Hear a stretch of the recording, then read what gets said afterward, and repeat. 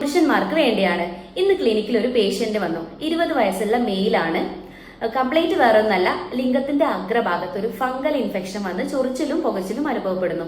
ഇത് കണ്ടപ്പോൾ എനിക്ക് ഓർമ്മ വന്നത്, ഞങ്ങൾ തേർഡ് ഇയറിൽ പഠിക്കുന്ന സമയത്ത് സർജറി സബ്ജക്ട് ഉണ്ട്. അത് കൈകാര്യം ചെയ്തിരുന്നത് ഒരു അലോപ്പതി സർജൻ ആയിരുന്നു. അദ്ദേഹം നമ്മളോട് എപ്പോഴും പറയാറുണ്ടായിരുന്നു, നിങ്ങൾക്ക് ഉണ്ടാവുന്ന കുട്ടി ആൺകുട്ടിയാണെങ്കിൽ 7 വയസ്സിനുള്ളിലായിട്ട് സർക്കംസിഷൻ ചെയ്യണമെന്ന്. സാർ ഒരു ബ്രാഹ്മണായിട്ട് പോലും സാർ ഇങ്ങനെ പറയാനുണ്ടായ കാര്യം വേറെ ഒന്നല്ല, അദ്ദേഹത്തിന്റെ 40 വർഷത്തെ സർജിക്കൽ എക്സ്പീരിയൻസിൽ ഇതുവരെ ഒരു മുസ്ലിമിന് പെനിസിന് ക്യാൻസർ വന്നതായിട്ട് അദ്ദേഹം കണ്ടിട്ടില്ല. ഈ പെനിസിന് വരുന്ന ക്യാൻസറും സർക്കംസിഷനും തമ്മിലുള്ള ബന്ധം ഞാൻ പറഞ്ഞുതരാം. സർക്കംസിഷൻ ചെയ്യാന്ന് പറഞ്ഞാൽ നമ്മളുടെ ലിംഗത്തിന്റെ അറ്റത്തുള്ള സ്കിന്ന് കട്ട് ചെയ്യുക എന്നുള്ളതാണ്. അപ്പോൾ ആ സ്കിന്ന് കട്ട് ചെയ്യാത്തടത്തോളം അതിന്റെ ഉള്ളിൽ സ്മെഗ്മ എന്ന് പറഞ്ഞിട്ടുള്ള ഒരു വഴുവഴുപ്പുള്ള വെളുത്ത പാട പോലത്തെ ഫ്ലൂയിഡ് പ്രൊഡക്ഷൻ ഉണ്ടാവും.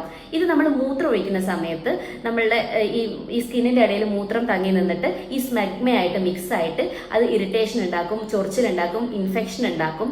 അങ്ങനെ ഭാവിയിൽ മെല്ലെ മെല്ലെ ചിലപ്പോൾ അത് ക്യാൻസർ ആവാനുള്ള സാധ്യതയുണ്ട്.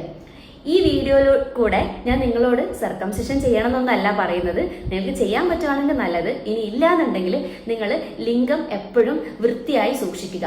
അതിനു വേണ്ടിയിട്ട് മൂത്രം ഒഴിച്ചു കഴിഞ്ഞാൽ എപ്പോഴും ലിംഗത്തിന്റെ അഗ്രഭാഗം നന്നായിട്ട് വാഷ് ചെയ്യുക. കുളിക്കുന്ന സമയത്ത് ലിംഗത്തിന്റെ അഗ്രഭാഗം നന്നായിട്ട് വാഷ് ചെയ്യുക. അത് വാഷ് ചെയ്തില്ല എങ്കിൽ ദുർഗന്ധം ഉണ്ടാവാനുള്ള സാധ്യതയുണ്ട്, ഇൻഫെക്ഷൻ ഉണ്ടാവും, ചിലപ്പോൾ അത് UTI ആവാനുള്ള സാധ്യതയുണ്ട്. ഇനി അതൊന്നുമല്ല, നിങ്ങളിത് വൃത്തിയിൽ കൊണ്ട് നടന്നിട്ടില്ല എന്നുണ്ടെങ്കിൽ നിങ്ങൾ നിങ്ങളുടെ പങ്കാളിയുമായി ബന്ധപ്പെടുന്ന സമയത്ത് പങ്കാളിയിൽ ഇൻഫെക്ഷൻ ഉണ്ടാവാനുള്ള സാധ്യതയുണ്ട്. അങ്ങനെ ഒരുപാട് കോംപ്ലിക്കേഷൻസ് ഇതുവഴി ഉണ്ടാവുന്നുണ്ട്. അപ്പോൾ ഈ വീഡിയോ നിങ്ങളുടെ മെയിൽ ഫ്രണ്ട്സിന് ഷെയർ ചെയ്ത് കൊടുക്കുക. താങ്ക്